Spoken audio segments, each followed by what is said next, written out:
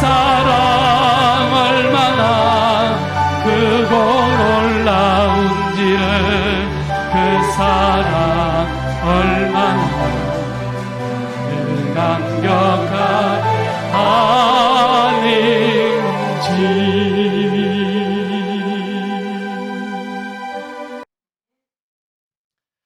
여러분, 우리가 교회 광야에 서다 이제 오늘 5번째 시간입니다.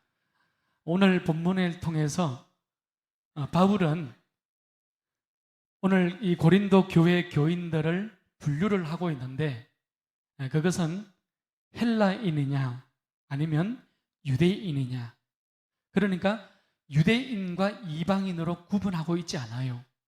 여러분, 바울은 이 십자가의 도라고 우리에게 지금 18절 말씀에서 시작을 하고 있어요. 십자가의 도가, 십자가의 말씀이 이 말입니다. 예. 이것이 멸망하는 자들에게는 미련한 것이요 구원받는 우리에게는 하나님의 능력이 된다, 이렇게 말씀하고 있어요. 그러니까 믿고 따르는 사람들에게는 십자가가 능력이 되지만, 믿고 따르지 않는 사람들에게는 그것이 미련한 것이요 또한 멸망의 증거가 된다고 우리에게 말씀하고 있는 것입니다. 여러분, 십자가가 어떻습니까? 세상이 보기에는 무능해요. 어리석습니다. 모든 것이 끝난 자리예요. 절망의 자리가 십자가입니다. 그러나 여러분, 사도 바울이 보고 오늘 우리가 볼 때는 어떻습니까? 십자가만이 생명의 길이요, 십자가만이 능력의 길이요, 십자가 속에 감추어져 있는 하나님의 지혜를 우리는 볼 수 있는 것입니다. 할렐루야. 이것이 십자가입니다. 여러분, 십자가는 우리의 이해와 우리의 상상을 초월하는 것이에요. 왜 그렇습니까? 여러분, 그 십자가의 의미를 제대로 이해했느냐, 이해하지 못했느냐, 여러분, 이것이 오늘 내가 하나님의 자녀냐, 내가 세상의 사람이냐, 내가 구원받은 존재냐, 아니면 구원받지 못한 존재냐, 이것을 구별하는 기준이기 때문에 그렇습니다. 여러분, 십자가를 정확하게 바라봐야 됩니다. 십자가를 우리는 정확하게 이해해야 됩니다. 세상 사람들은 십자가를 저주와 멸망과 죽음의 상징으로 보잖아요. 그러나 성도는 인류 구원의 십자가입니다. 하나님 나라의 은혜가 되는 것이죠.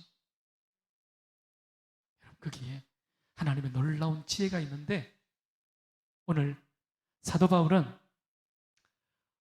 13절 말씀에서 이렇게 질문을 하고 있어요. 바울이 너희를 위하여 십자가에 못 박혔느냐?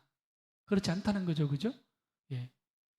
오직 예수 그리스도께서 십자가에 못 박혀 죽으셨다. 그리고 거기에 대한 대답을 지금 오늘 우리가 읽었던 고린도전서 1장 18절부터 25절까지의 말씀으로 답변을 해주고 있어요. 예수께서 십자가에 못 박히셨는데 그 십자가가 어떤 의미를 가지고 있는지 우리에게 말씀해주고 있는 것입니다. 자, 여러분 보세요. 오늘 말씀을 보게 되면 바울이 지혜 있는 자들의 지혜를 멸하고 총명한 자들의 총명을 폐할 것이다. 20절에도 보면 지혜 있는 자가 어디 있느냐, 선비가 어디 있느냐, 이 세대의 변론가가 어디 있느냐, 하나님께서 지혜 있는 자, 선비, 변론가, 이 모든 세상적인 지혜를 미련하게 만들어 버리셨다, 이 말씀입니다. 자, 그러면서 여러분 22절로 가보세요. 유대인은 무엇을 구해요? 표적을 구하고, 헬라인은 무엇을 구해요? 지혜를 찾는다고 했어요. 여러분, 이 유대인과 헬라인이 가지고 있는 이 하나의 초점이거든요. 그러니까 유대인들은 표적을 구했어요. 마가복음 8장 11절 말씀에 보게 되면 예수님께서 7병 2여의 기적을 행하시고 그 이후에 바리새인들이 예수님께 와서 구하는 것이 바로 이것입니다. 당신이 그리스도입니까? 그렇다면 하늘로부터 오는 표적을 우리에게 보여주십시오. 여러분, 이것이 유대인들이 구하고 있는 표적을 지금 얘기하고 있는 것이에요. 여러분, 유대인들은 예수님이 메시아라면 그 메시아에 걸맞는 표상을, 그러니까 기적을 통해서 보기를 원했던 것입니다. 자, 그러니 보세요. 유대인들에게는 십자가가 무엇이 돼요? 걸림돌이 되는 것입니다. 여러분, 하늘로부터의 기적을 구하는데 예수님은 십자가에 처참하게 허무하게 죽으셨잖아요. 그러니 예수님은 메시아가 아니라는 것이지요. 그래서 지금도 2000년이 지난 지금도 유대인들은 아직까지도 메시아를 기다리고 있습니다. 참혹한 십자가는 유대인들에게는 패배한 것이요 걸림돌이기 때문에 그렇습니다. 여러분, 그러나 성경은, 바울은 우리에게 무엇이라고 말씀하고 있어요? 바로 그 십자가가 하나님의 능력이라고 말씀하고 있는 것입니다. 할렐루야. 여러분, 세상 사람들에게는 걸림돌이, 우리에게는 하나님의 능력이 될 수 있는 거예요. 여러분, 이것이 복음의 역설이라고 이야기하는 것입니다. 헬라인들도 마찬가지예요. 여러분, 헬라인들이라는 것은 그들이 가지고 있는 정신세계는 이 플라톤의 철학세계를 가지고 있거든요. 그러니까 이데아라는 것이에요.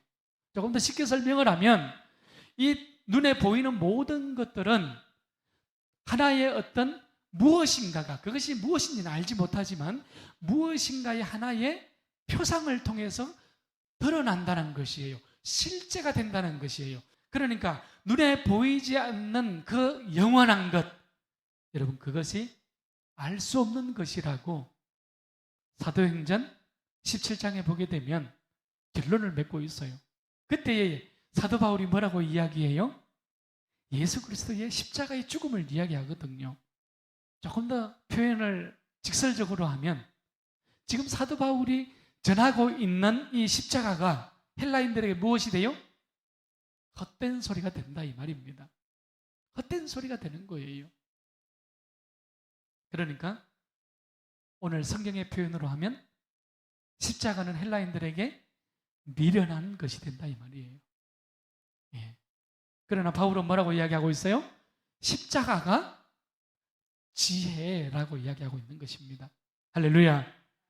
여러분, 우리는 세상의 어떤 철학과 세상의 어떤 방법들이 아니라 우리는 광야의 길을 걸어가면서, 광야에 서 있는 교회는 오직 무엇을 봐야 된다고요?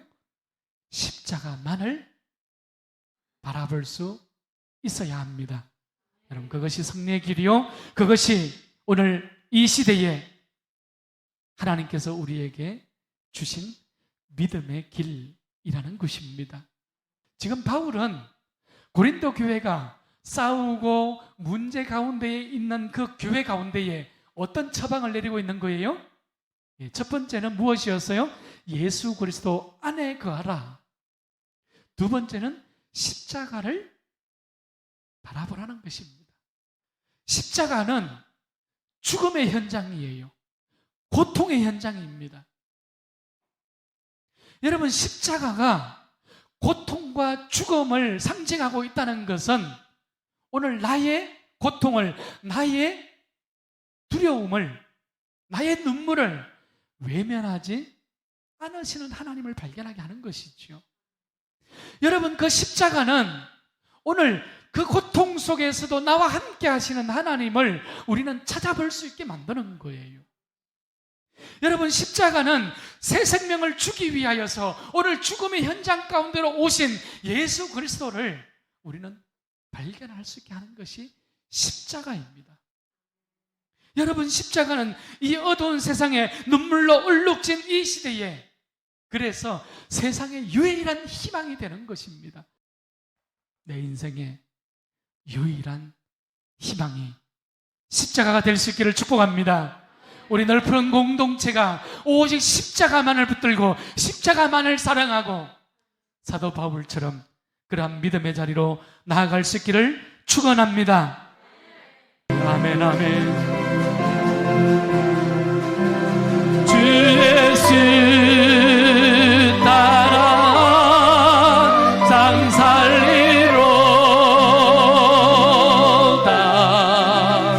십자가 지고 나가리라.